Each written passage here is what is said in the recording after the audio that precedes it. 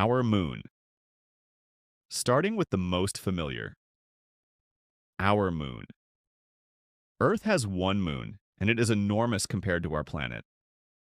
Most moons are tiny compared to what they orbit, but our moon is about a quarter the size of Earth, which is unusually large. Scientists think it formed about 4.5 billion years ago, when a Mars-sized object smashed into the early Earth and blasted debris into orbit. That debris slowly clumped together under gravity and formed the moon. Our moon does several important things for Earth. Its gravity stabilizes Earth's tilt, which keeps our climate stable over long periods. Without the moon, Earth's tilt could wobble wildly over millions of years, causing extreme climate swings that would make large parts of the planet uninhabitable. The moon also creates tides, which may have played a role in the development of early life, by creating tidal pools where chemistry could happen in shallow water. The moon is geologically dead now. No volcanoes, no tectonic activity, just ancient craters sitting unchanged for billions of years. But water ice exists at its poles. It exists. And future missions hope to use that ice for drinking water and rocket fuel for deeper space exploration. Io, Jupiter moon, the most volcanically active world in the entire solar system. Over 400 active volcanoes covering its surface, constantly erupting at any given moment. Jupiter's immense gravity squeezes and stretches Io as it orbits, generating enormous internal heat that has to escape as volcanic eruptions. Lava lakes the size of countries bubble and churn on its surface. Geysers of sulfur shoot hundreds of kilometers into space above the moon.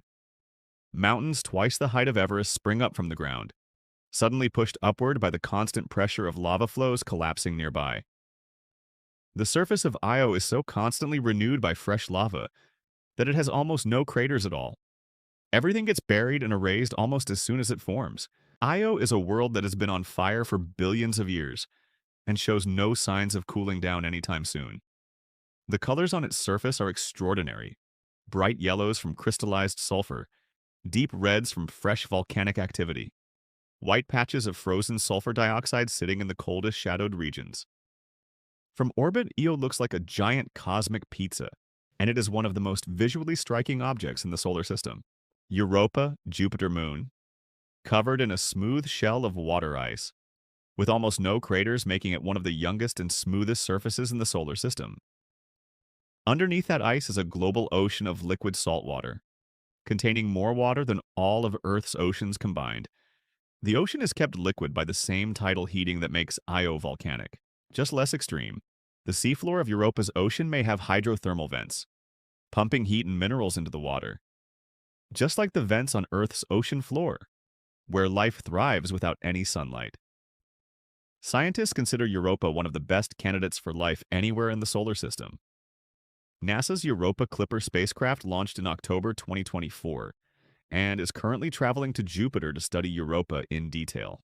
When it arrives in 2030, Europa also shoots plumes of water vapor into space from cracks in the ice, giving scientists a remarkable opportunity to sample its ocean chemistry, without needing to land or drill through kilometers of ice. The surface is crossed by a network of reddish-brown lines, where the ice has cracked and minerals from the ocean below have welled up and refrozen. Ganymede, Jupiter moon, the largest moon in the entire solar system, larger than the planet Mercury. If Ganymede orbited the Sun instead of Jupiter, it would be classified as a planet without any debate. It is about 5,200 kilometers across, making it bigger than both Mercury and Pluto. It is made of a mix of rock and ice, and has a very thin oxygen atmosphere. What makes Ganymede truly unique among all moons is that it is the only one in the solar system with its own magnetic field. This magnetic field interacts with Jupiter's enormous magnetic field and creates small auroras near Ganymede's poles. Similar to the northern and southern lights on Earth, the auroras glow blue, and scientists have used the way they move and flicker to confirm that Ganymede also likely has a subsurface ocean of salt water, sandwiched between layers of ice deep underground. The European Space Agency's JUICE spacecraft launched in 2023 and is on its way to study Ganymede in detail. When it arrives at Jupiter in 2031, Callisto Jupiter moon, the outermost of the 4 Galilean moons, and the most heavily cratered object in the entire solar system. Its surface is so ancient and so completely covered in impact craters that it looks like it has been bombarded continuously for 4 billion years, without anything ever erasing the damage. Every crater that has ever formed on Callisto is still there. Nothing has ever resurfaced it. No volcanic activity, no tectonic movement, no geological process of any kind. Callisto is completely frozen in time. But despite looking like the deadest moon in the solar system, Callisto may have a subsurface ocean of liquid water buried deep beneath its ancient cratered crust. Scientists are particularly interested in Callisto as a potential base for future human exploration of the Jupiter system. Because its distance from Jupiter means it sits outside the worst of Jupiter's deadly radiation belts, making it far safer for humans and electronics than the inner moons. Titan, Saturn moon. Saturn's largest moon and one of the most fascinating worlds in the solar system. The second largest moon overall after Ganymede. Titan is the only moon in the solar system with a thick atmosphere. That atmosphere is mostly nitrogen, just like Earth's, and is actually 1.5 times denser than Earth's atmosphere at sea level. Standing on Titan, you would feel a similar pressure to standing at the bottom of a shallow swimming pool on Earth. Titan has lakes, rivers, and seas on its surface. Rain falls from its thick orange sky. Clouds form and drift and produce weather systems. It has a complete cycle of evaporation and rainfall just like Earth. But instead of water, the liquid is methane and ethane, liquid natural gas pooling in lakes and flowing in rivers across an icy landscape. The temperature is minus 179 degrees Celsius. Despite the extreme cold, Titan contains all the basic organic chemistry building blocks that existed on early Earth before life began. Some scientists think Titan could harbor a very exotic form of life, and that uses liquid methane instead of water. NASA is sending a mission called Dragonfly to Titan, a nuclear-powered drone that will fly through Titan's thick atmosphere and land in multiple locations to study its chemistry up close. It is scheduled to launch in the 2030s and is one of the most exciting upcoming missions in space exploration. Enceladus, Saturn moon. Small but extraordinary. Only about 500 kilometers across, making it tiny by moon standards. But Enceladus may be the single most important place in the solar system for the search for life outside Earth. It has enormous geysers erupting constantly from its south pole, shooting water vapor and ice particles hundreds of kilometers into space. These geysers are venting directly from a global underground ocean of liquid water, beneath the moon's thin, icy crust. NASA's Cassini spacecraft flew through these plumes multiple times and analyzed what was in them. What it found was remarkable. The water contains complex organic compounds, molecular hydrogen produced by chemical reactions between hot water and rock on the seafloor, silica particles indicating active hydrothermal vents at the bottom of the ocean, carbon dioxide, everything that scientists consider essential ingredients for life as we know it. Enceladus is literally shooting free samples of its ocean into space. A future mission could fly through those plumes and look for signs of life without ever needing to land or drill through ice. Mimas, Saturn moon. Famous for one unmistakable reason. It looks almost exactly like the Death Star from Star Wars. A massive impact crater called Herschel dominates one side of the moon, taking up about a third of its total diameter. The asteroid that created that crater hit Mimas so hard that it almost shattered the entire moon. Cracks on the opposite side of Mimas show, where the shockwave from the impact traveled all the way through the interior, and nearly broke it apart from the inside. Despite looking dramatic, and despite being thought of as a geologically dead frozen rock for decades, recent data from the Cassini mission has suggested something surprising. Mimas may have a liquid water ocean hidden inside it. The way Mimas wobbles slightly as it orbits Saturn does not match what you would expect from a completely solid frozen moon. The Death Star moon may be hiding an ocean. Scientists were genuinely surprised by this finding. Hyperion, Saturn moon. One of the strangest looking objects in the entire solar system. Hyperion is not spherical or even close to it.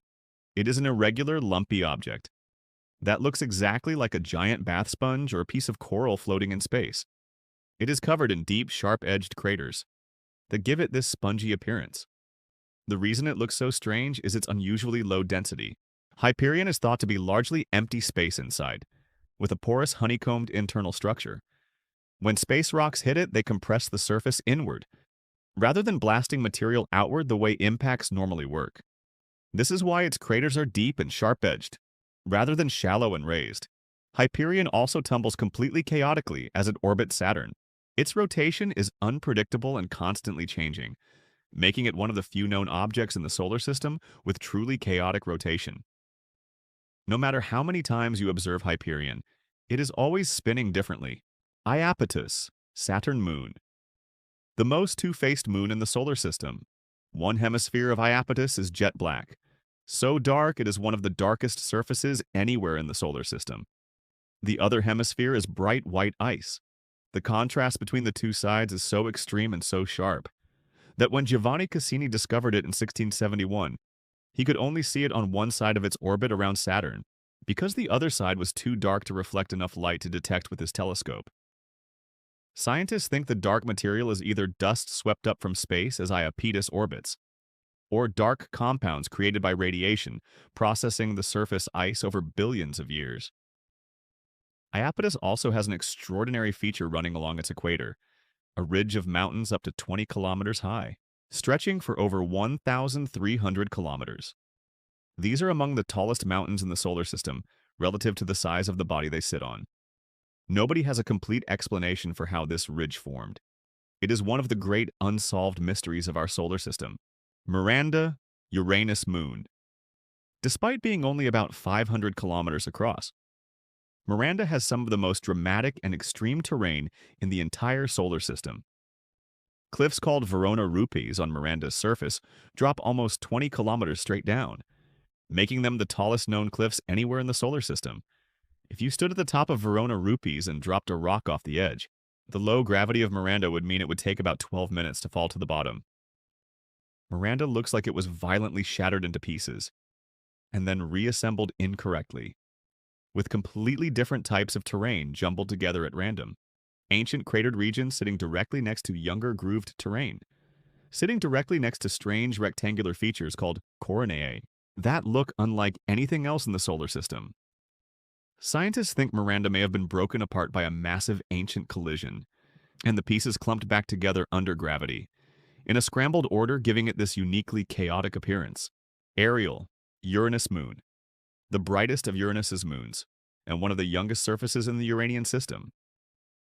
Ariel has fewer craters than the other Uranian moons, suggesting that something resurfaced it in the past. Erasing older craters, its surface is crossed by a network of valleys and ridges that look like they were carved by geological activity long ago. Bright frost deposits sit in the floors of some of these valleys. Scientists think Ariel may have experienced a period of internal melting and geological activity early in its history that smoothed out and renewed parts of its surface. Today it appears geologically quiet, but its relatively young surface tells the story of a more active past. Titania, Uranus moon, the largest moon of Uranus, and one of the largest moons in the solar system. Titania has a mix of old cratered terrain and younger areas crossed by enormous fault valleys called chasmata. These valleys suggest that Titania's interior expanded at some point in its history, causing the crust to crack and pull apart. The largest of these valleys stretches for over 1,500 kilometers across the surface. Titania likely has a layer of liquid water deep inside it, kept warm by radioactive decay in its rocky core. It is geologically more interesting than it first appears from a distance. Triton, Neptune moon, the most unusual large moon in the solar system, and the only large moon that orbits its planet backwards. Every other large moon in the solar system orbits its planet in the same direction that the planet rotates. Triton goes the opposite way. This backwards orbit is a dead giveaway that Triton did not form around Neptune.